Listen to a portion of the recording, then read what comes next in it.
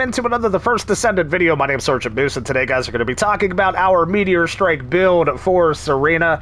Guys, I have been having a ton of fun with this character, and of course, as we know, YouTube has been just polluted with folks making builds revolving Serena around Colossi. The newest boss, of course, is Tormentor. People killing her in 1-2 seconds with Serena, which is absurd, a little crazy, a little insane, to be honest.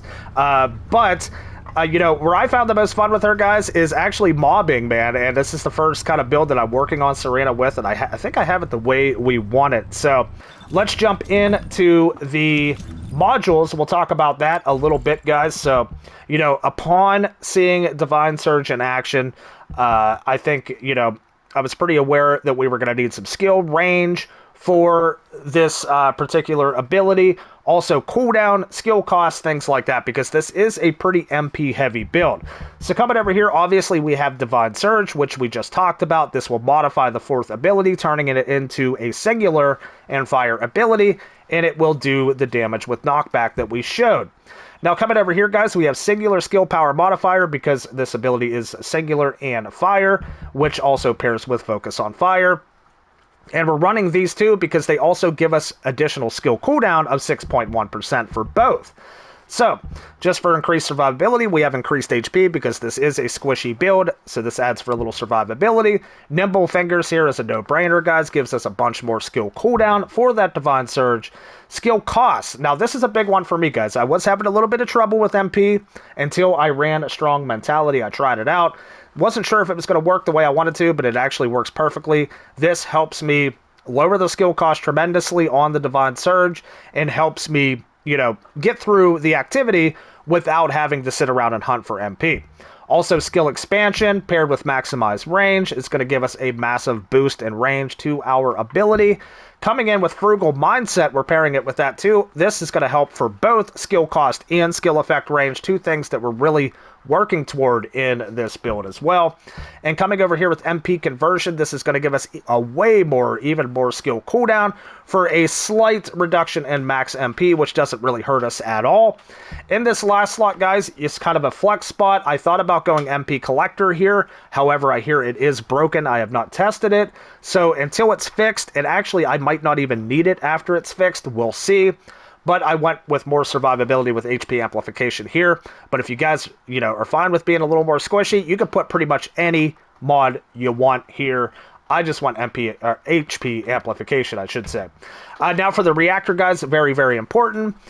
We have a fire and singular reactor with skill cooldown and skill cost. Now, ideally, in a perfect world, I would want both of these substats to be gold. However, you know, I farmed for hours for this reactor, so I'm happy with what we have here with skill cooldown, skill cost.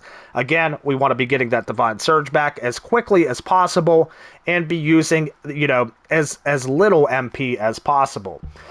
Coming over to the components, guys, we're using the Hunter set. Now, I did think about using the Slayer set, as everybody does on everything, but I kind of wanted to get out of that a little bit. And plus, for the MP, the Hunter set helps out tremendously. It's great for Serena if you're building a mobbing build around her because it greatly increases your MP recovery in and out of combat.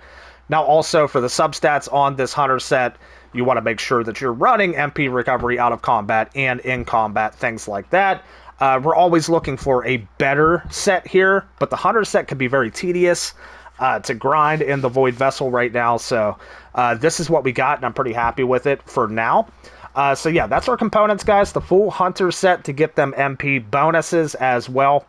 Coming down to Inversion Reinforcement, we're running Neuro Focus Augmentation. Again, everything we can do for MP. I scoured this whole, you know, this whole thing looking for MP stuff. We came across Neural Focus Augmentation. When defeating an enemy grants Neural Focus Augmentation. It's max MP plus 0.8% for 30 seconds, up to 5 stacks. Coming over here, we also have Selective Neurostimulation. As you can see, it has a bunch of MP bonuses that cycle randomly whenever you proc it. So this also comes in handy as well for conserving our MP. Now for the third one, you can pretty much go anything you want, but for me, I just want a little more survivability, so we went Biodensity Augmentation. So again, guys, this whole build is going to rely on just basically her number 4 ability, Divine Surge, and sometimes her number 1 ability as well. An interesting thing is, though, if you want to use this build effectively, I know Serena's flight, anti-gravity, and stuff like that is really, really cool.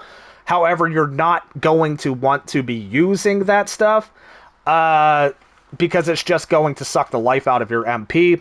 I honestly, and we'll talk about this with the gun coming up, I like to just grapple hook myself around with her and just keep slamming and slamming as much as possible, and we're not using as much MP because we're not using her soar or ascension abilities for this. So, coming over to the weapon, guys, like I said, this build is not weapon focused. However, with some of those bosses at the end of the 400% or the Void Vessel, things like that, you might want a decent weapon. You can jump up in the air, hover in the air, get your bonuses, use a weapon. You can use anything you want, anything that's good. I went with the Thunder Cage because I already had this thing built out pretty beefy, and I haven't really been using it much. So it's nice to be using this again. I'll flash the build here on the screen that we have set for this Thunder Cage. This Thunder Cage does not rely on elements whatsoever. It's just a universal weapon that'll work for everything. Coming over to the weapon cores, as you guys can see the cores. Now, one important core here is that we have grappling hook charge time increase ratio 10. As you can see there, this allows me to stay airborne pretty much infinitely. Basically, we could grapple hook, then do our double jump in the air, then our grapple hook will be recharged again. So, you know, if you think about Serena and her cool flying ability, technically we still can because we really don't have to touch the ground too much. With her, we like to get that grapple hook back as quickly as possible, and there's the substats for that Thunder Cage as well, if you guys are interested in a really, really solid gun to use for her too. But in a nutshell, guys, that's the Serena build. Like I said, you know, I was really set on the Divine Surge from the time I saw it on the dev stream. You know, she brings a new element to the table with how she's able to mob, and she's really good at it. Now, I will say, this build, I would say, is probably on par with Freyna, and how effectively Freyna can mob. It's probably still not at the level of Ines yet. I mean, Ines is just in a whole different league, a whole different level, which is why she's getting nerfed, but it's still very effective and very fun. One more thing, guys, we're coming over to the Arche Tuning here. As you guys can see, very simple, very common sense here as well. We're going to come all the way over to the right in an effort to get enhanced skill power. And the nodes coming over to the right are going to give us skill power modifier, skill cost, all that stuff we're looking for more damage and MP conservation. I think after we're done with this too, looking at all the other nodes, these are all the firearm nodes, survivability nodes that came up here. We have enhanced skill cooldown, which is also something we really, really want to invest into. So as we level her up, we'll be working our way up here for, as you can see, more max MP. Coming over here, tons of max MP. We'll probably head in this direction over here to get up there. Critical hit rate, you know, you don't really need this stuff, but you can go for it if you want. But as long as you're working your way up to here, I think should be okay. So, with that said, guys, we're going to jump into some gameplay here to showcase the build a little bit. I hope you guys enjoyed this video. If you have any questions, please let me know down in the comments. Or if you have any ideas for something better, something cool, something different, please let me know. I will also leave my code up here on the screen if you would like to support me as your official The First Descendant Creator. I would greatly appreciate that as well, guys. But with that said, we'll leave it for the next video. My name's SgtMoose. Thanks so much for tuning in. We'll see you guys on the next one.